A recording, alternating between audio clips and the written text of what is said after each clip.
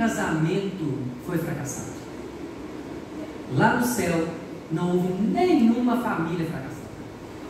Lá no céu não houve roubo. No céu, onde os seres, né, que Deus criou, os seres majestosos, nós nem sabemos, né? Mas pela Bíblia, pela palavra de Deus, nós sabemos que existem esses seres maravilhosos e que, ao saber que tudo era perfeito, tudo era lindo, nada tinha nenhuma mácula. Mas em Ezequiel capítulo 28, versículo 17, fala o seguinte: tu eras querubim da guarda, ungido, e te estabeleci. Permanecias no monte santo de Deus, no brilho das pedras andadas.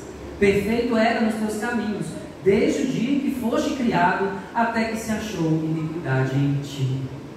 E na multiplicação do teu comércio se encheu o teu inferior de violência, e pecaste, pelo que te lançarei profanado fora do monte de Deus, e te farei perecer, ó querubim da guarda, em meio ao brilho das pedras. E elevou-se o seu coração por causa do quê?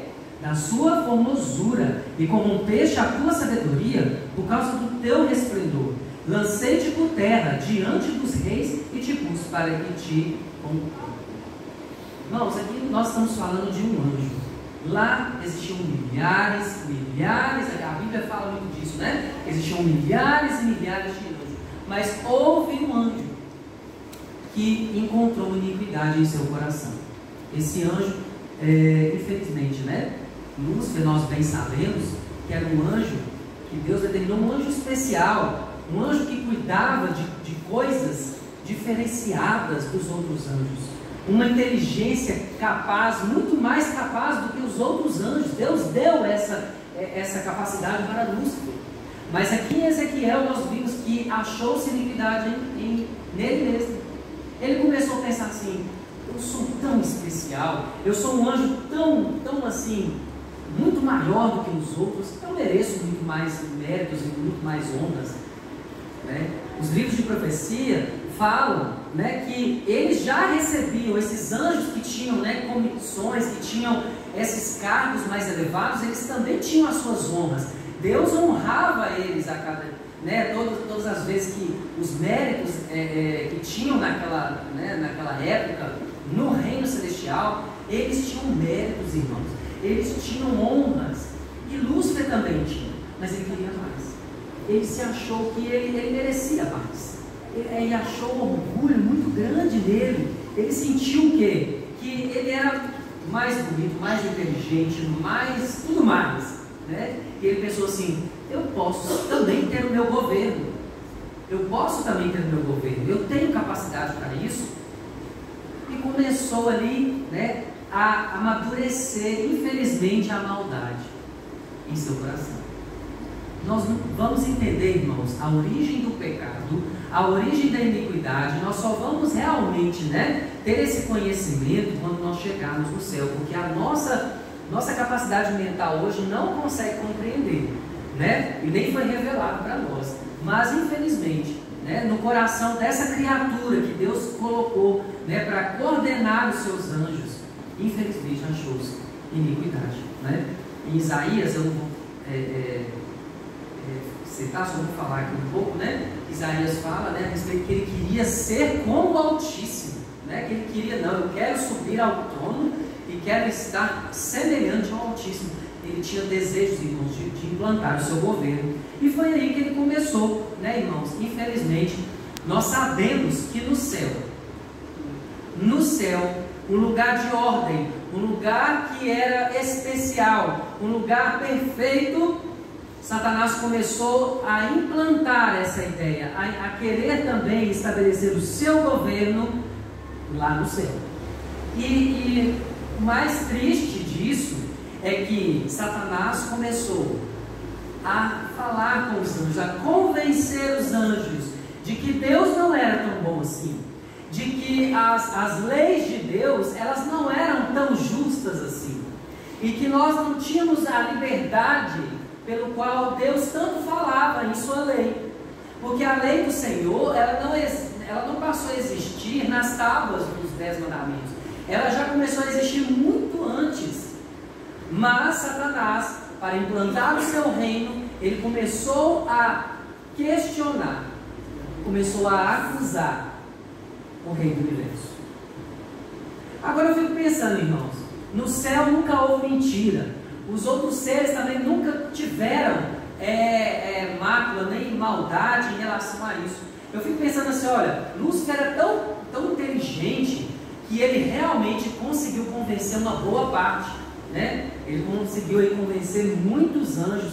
Aí eu fico pensando, gente, no céu não havia mentira. Tudo que Lúcifer falava, eles compreendiam, porque Lúcifer tinha uma compreensão muito maior do que eles, e eles pensavam assim, Lúcifer realmente deve estar certo. Eu fico pensando, irmãos, porque lá não tinha mentira.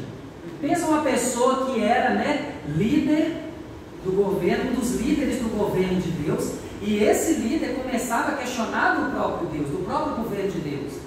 E aí os anjos começaram a pensar, será mesmo? Será que Lúcifer está certo? Será que realmente Deus não é amor? Que Deus realmente não é justo? Que Deus está realmente nos impondo, né, colocando só a vontade dele, não deixando nós sermos seres livres? Irmãos, eu fico pensando que Satanás, com a astúcia que ele tinha, né, a inteligência que Deus tinha dado para ele, mas para o bem, mas ele usou para o mal, né, fez com que os anjos tivessem dúvida do próprio Deus. E essa dúvida às vezes permanece até hoje em nós. Muitas pessoas hoje ainda não creem no poder e no amor de Deus, porque tem dúvida do caráter de Deus. E é assim que Lúcifer fez, né? Aqui fala em Apocalipse 12, versos 7 a 9, se vocês quiserem, né, ir para a Bíblia, mas aqui no slide aqui fala, houve batalha no céu, Miguel e os seus anjos batalharam contra o dragão, batalhava o dragão e os seus anjos, mas não prevaleceram, nem mais o seu lugar se achou nos céus, e foi precipitado o grande dragão, a antiga serpente chamada Diabo e Satanás, que engana todo mundo, e ele foi precipitado na terra, e os seus anjos foram lançados com ele. A dúvida era tão grande, os anjos que Satanás tinha convencido estavam também tão convictos que eles queriam ser livres, como Satanás estava pregando para eles, que eles queriam também ter o governo deles, que eles queriam ter, né, os louvores e tudo aquilo que o governo de Deus tinha, eles queriam ter para eles. E essa confusão gerou um conflito tão grande que houve batalha no céu. Gente, pensa para vocês verem, houve guerra. Nós estamos aí num momento de guerra, né?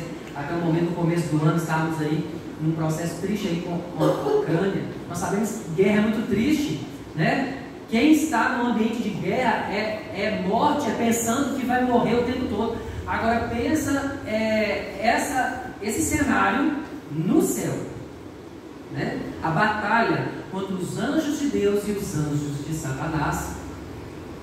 Irmãos, quão triste deve ter ficado o coração de Deus quando viu essa batalha, quando viu que anjos que ele tinha dado tanto amor duvidaram do amor dele.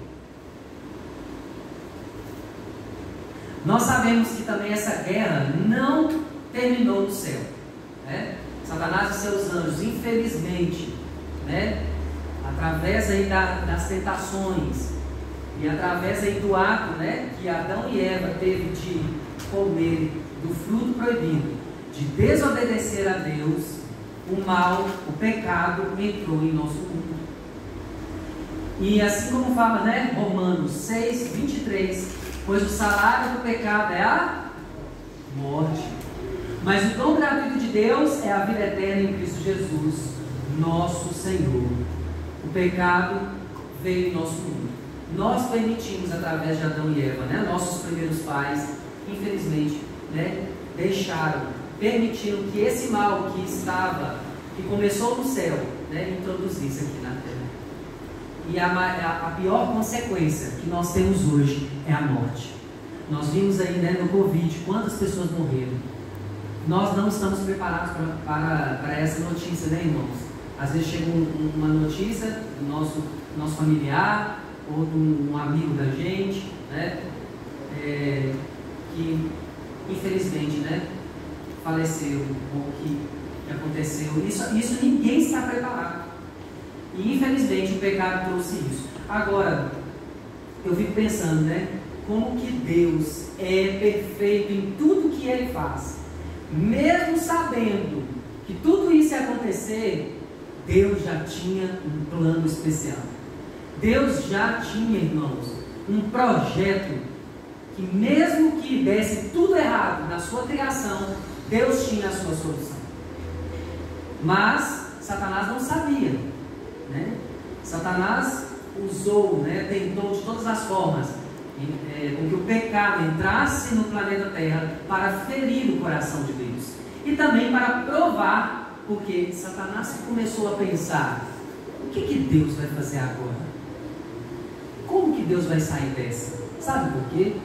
Porque se Adão e Eva, agora que eles pecaram, se eles, né, se Deus consumisse Adão e Eva naquele momento, Satanás iria acusar a Deus de ser um Deus tirano, de ser um Deus que realmente não deixa os seres dele, né, viverem da forma como querem.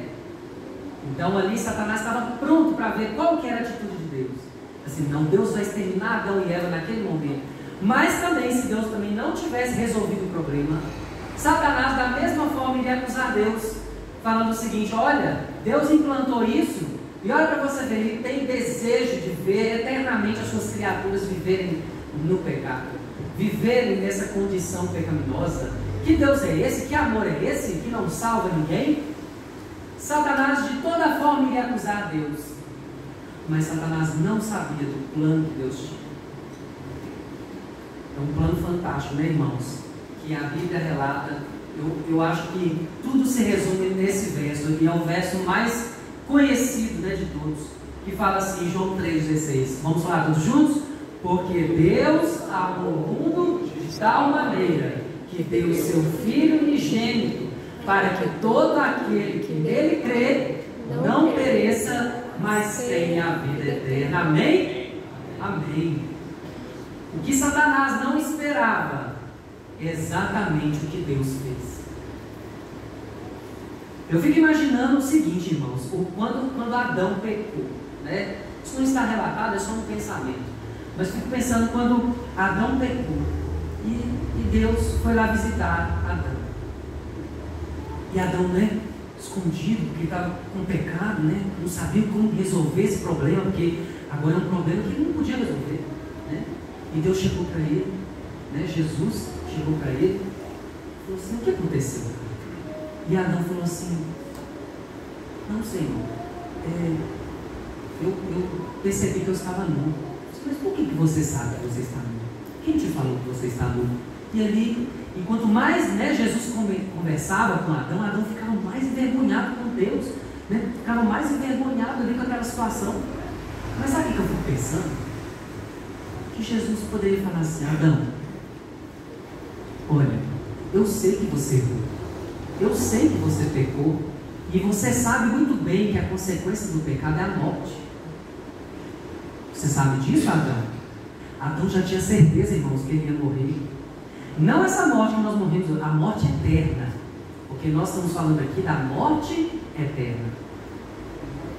A tristeza de Adão era saber que assim, ó, eu vou ter que pagar o preço disso. Eu sei que eu vou ter que pagar o preço disso. Aí Jesus vai e fala assim: Adão, eu sei que você pecou, eu sei que você tem que morrer, mas eu quero te fazer uma proposta. Eu vou morrer no seu lugar. Eu fico imaginando Adão naquele momento pensar assim: Senhor, não, isso não cabe a mim, eu não mereço isso, porque eu que deveria, foi eu que traí o Senhor, fui eu que fiz tudo isso com o Senhor. Agora o Senhor está falando isso? Não, eu não consigo, eu fico constrangido, envergonhado de saber que o Senhor não fez nada, o Senhor só fez coisas boas para mim. E aí Jesus fala assim: eu sei disso, eu sei que tudo isso que eu fiz foi por amor, eu sei que você também errou, mas não pense mais nada, eu só quero que você você aceita receber a minha morte em seu lugar? Não é fantástico isso, irmãos? O próprio Deus quis pagar o preço. E quando a gente para pensar nisso, isso resume toda a gratidão, toda a motivação que nós estamos aqui. Nós estamos na igreja, tem irmãos aqui que tem 50 anos de igreja. Eu fico imaginando, 60 anos de igreja, famílias e famílias.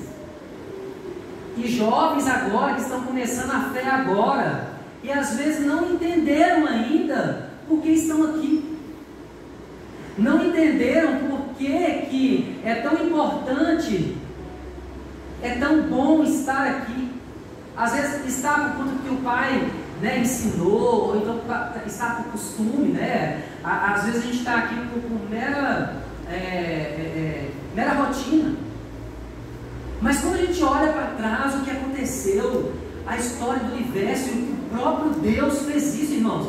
Olha, tinha tantos outros mundos que Deus poderia, né, considerar. Deus considerou o nosso pequenininho. Quem já viu aí nos vídeos, né, falando do universo, o nosso planeta é tão pequenininho, é um pó diante de tantos mundos, diante de todos os outros, né, outras coisas que Deus fez.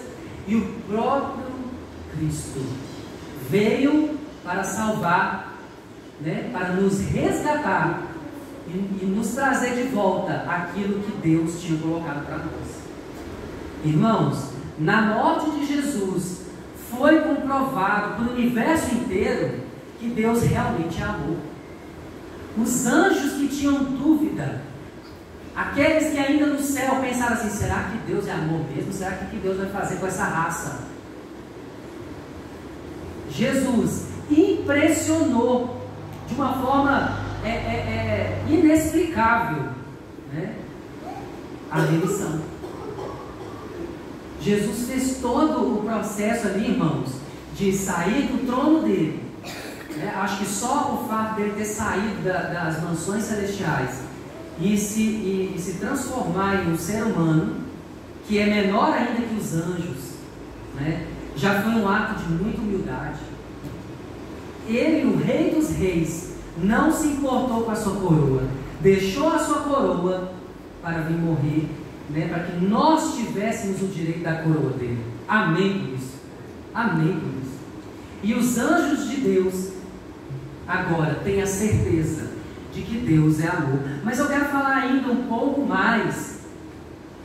Essa boa notícia nós sabemos, e aqui a gente está só, né, reafirmando aqui o que Deus fez neste mundo, para este mundo, para nós, que é uma coisa que nós nunca poderíamos pagar, porque nós não somos seres eternos, e tinha que ser um ser eterno para pagar o preço. E olha o que vai acontecer como consequência. Eu queria que vocês abrissem as suas Bíblias em 1 Coríntios. Paulo, né, na carta aos Coríntios, dá essa esperança para eles. Eu acho que aos Coríntios, né, naquela época, eles tiveram muitas situações em relação à morte, por isso que Paulo fala muito sobre a questão da morte. Eu queria que vocês abrissem aí nesse verso, porque eu acho que esse verso é lindo. Esse verso traz uma esperança para nós, né, de que vai ser confirmado de fato para cada um aqui que está aqui, né, exatamente o sacrifício, o valor do sacrifício de Jesus. Olha o que fala em 1 Coríntios 15, eu vou ler aqui no slide, que fala o seguinte: eis aqui vos digo um mistério, na verdade, nem todos nós dormiremos, mas todos seremos transformados, no momento, no abrir e fechar de olhos, ante a última trombeta, porque a trombeta soará, os mortos ressuscitarão incorruptíveis, e nós seremos transformados, porque convém que isso que é corruptível se revista da incorruptibilidade, e o que isto é mortal se revista da imortalidade. E quando isso que é corruptível se revestir da incorruptibilidade, e isso que é mortal se revestir da imortalidade, então cumpre-se-á o quê?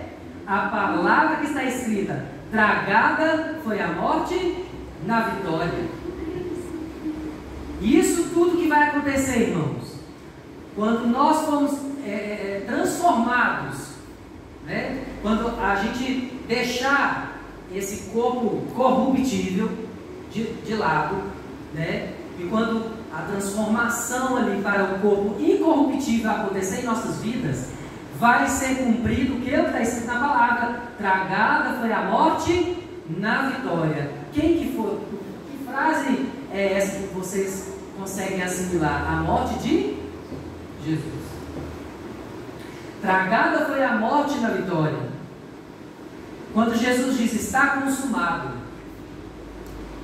essa palavra, o ato de Jesus, né, de ter feito isso, de ter feito tudo isso por nós e ter falado consumado, vai confirmar em nós na volta de Jesus, quando nós estivermos ali diante de Jesus, o Rei dos Reis, e nossos corpos, irmãos, eu fico pensando, nós vamos ser sempre jovens. Tem um hino que fala, né, que seremos sempre jovens. Eu estou com 30 anos hoje, viu, irmãos? E eu falo que eu estou, né, na fase maior, né? Porque 30 anos é aquela fase assim, que nós estamos assim, nossa, né? Agora eu estou na fase assim, boa, né? Uma fase de energia. Mas eu sei que isso é perecível. Vai chegar os anos, vai chegando, a gente vai envelhecendo. Eu já estou perdendo os cabelos, né? Então assim, a gente vai envelhecendo, irmãos. Esse corpo é o quê? Um corpo corruptível. Nossa mente, né, esquece de tanta coisa. Nossa, eu fico pensando, meu Deus, como que a gente esquece? Igual a gente tem um quarteto aqui, a gente fica ensaiando as vozes, a gente escuta, a gente vai escutando, ensaiando, para poder cantar uma música, irmãos. Olha como é que a gente é caído. Porque eu fico pensando nos anjos, né? Os anjos acho que já pegam de uma vez, assim, vamos cantar essa música e vamos lá, né? Ou então assim, vamos estudar sobre isso e nunca mais eles vão esquecer. Agora a gente tem essa debilidade. A gente fica pensando assim, meu Deus, como que a gente consegue nem lembrar do que a gente comeu ontem? Não é impressionante isso? O passado, ó, olha para você ver como é que a gente é tão assim, desordenado. Tudo que passou na sua vida hoje, até hoje, você teve sofrimento, você passou por felicidade, você passou por tantas coisas, mas o que passou, né, que serviu de lição, né, para você? Amém, né, que você vai estar crescendo para o futuro. Mas enquanto nós estivermos aqui, irmãos, vamos continuar passando pelas mesmas tribulações, mesmas provações, e vamos ser perseguidos, e é aquela coisa toda, é um sofrimento que, entre aspas, né, é eterno, até nós morrermos. Corpo corruptível. Mas a promessa de Jesus, agora, é que na volta dele, nós seremos transformados. Eu acho que vai ser um privilégio demais, irmãos, se nós estivermos vivos, porque nós nunca vamos ter a experiência da morte. Os que morreram em Cristo vão ressuscitar, né? Mas aqueles que estiverem vivos serão transformados. Vai demorar muito tempo, irmãos, para ser transformados? Num abrir e fechar de olhos. Nossas mentes serão diferentes, nossa forma de pensar, de agir será diferente. Nós vamos começar a perceber coisas que nós não percebemos hoje, né? Se apagar, por exemplo, se nós estivermos aqui de noite, apagar todas as luzes, nós não conseguimos ver nada, um pau na nossa frente. Mas lá no céu será diferente.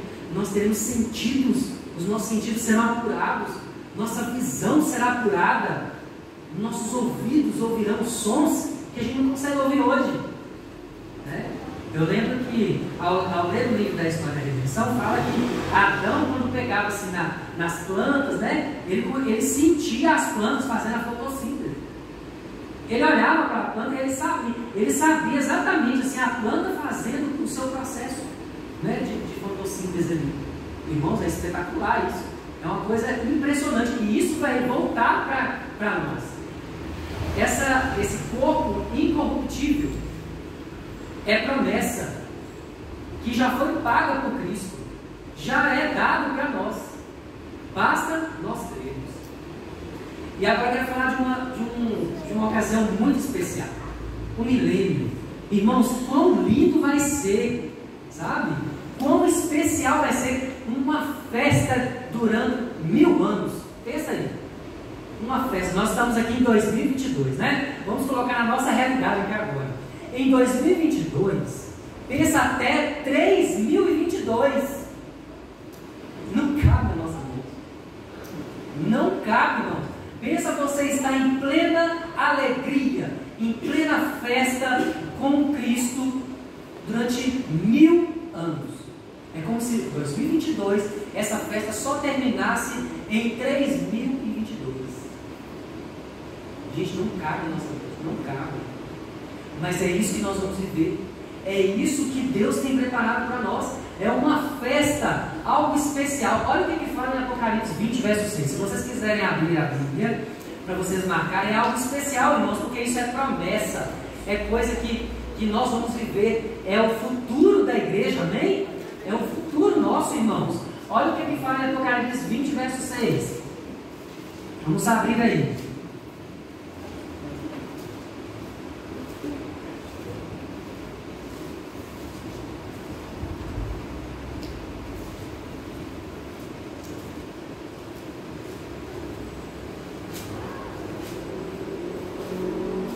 Verso 6, fala o seguinte, né? Bem-aventurado e santo é aquele que tem parte na primeira ressurreição, porque estes não têm poder a segunda morte, mas serão sacerdotes de Deus e de Cristo e reinarão com Ele por 1000 anos. Irmãos, olha só, na classe de jovens a gente estava discutindo exatamente sobre isso. Será que no céu nós vamos ficar só cantando, né? A gente vai ficar só ocioso, não vai ter atividades. Nós não vamos ter, né? O que vai acontecer no céu? Né? O que de fato nós vamos fazer no céu? Aqui, nesse período de 1000 anos, Deus já colocou um cargo para nós. Aqui fala o seguinte, olha só. Seremos o quê? Sacerdotes de Deus. O que o sacerdote fazia, irmãos? O sacerdote, né, quando nos tempos de Moisés, né, o que o sacerdote fazia? Ele fazia todo aquele ritual, né, para que os pecadores, né, pudessem ter a oportunidade de ter a remissão, não é isso? Os sacerdotes ficavam a serviço da casa do Senhor. As pessoas chegavam com seus cordeirinhos, não é isso? Vamos relembrar a história, né? Que as pessoas chegavam, né, para poder ali pedir, né, um perdão a Deus. Elas levavam ali os seus cordeirinhos. Quem era mais pobrezinho ainda levava uma pombinha, né, para que... E ali, o que o sacerdote fazia? Estava ali ao seu serviço. Estava ao serviço. Ó, chegou mais alguém, vamos lá. O sacerdote ia lá, pois não, tudo bem, pode entrar, né? Vamos aqui. Ah, você vai fazer o sacrifício? Beleza, vamos aqui fazer, né? E tal. Ele estava a serviço do Senhor, né? Para dar o quê? Servir ali para dar intermédio, né? Ele fazer aquele intermédio entre Deus e o pecador. Não é isso que o sacerdote fazia? O sacerdote ali, a gente tinha o sumo sacerdote também, né? O sumo sacerdote também levava, né, todos aqueles sacrifícios, né, perante a Deus, né? A presença do Senhor ali, chamada Shekinah, né, descia na tenda. E ali, né, o sumo sacerdote levava, ou seja, ele era o quê? Ele era uma pessoa que era intermediária, ele fazia esse intermédio entre Deus e o ser humano. E nós, irmãos, olha o nosso futuro. Eu não quero que você fique pensando agora na sua profissão, eu não quero que você fique pensando na sua faculdade agora, eu quero que você pense agora na sua função celestial, naquilo que Deus já determinou para você. Você será colocado para ser sacerdote de Deus durante 1000 anos. Mas, Douglas, se o pecado, né, já foi comprovado, Jesus já voltou, para que eu vou ser sacerdote se ninguém mais vai pecar, né? Em paralelo a essa festa maravilhosa, nós sabemos que Satanás, né, em Apocalipse 20, versos 2 e 3, fala o seguinte, né? Ele prendeu o dragão, ele o anjo, né? A antiga serpente, que é diabo e Satanás, e amarrou com 1000 anos e lançou no abismo, e ali o encerrou e pôs o selo sobre ele, para que não mais enganasse as nações, até que os 1000 anos se acabassem. Irmãos, Satanás ficará preso. E esses 1000 anos, pensa 1000 anos de descanso. Nós aqui, irmãos, estamos andando muito cansados. Olha, eu falo para vocês, essa semana foi uma semana abençoada para mim, amém, graças ao bom Deus, mas foi semana de muita provação para mim.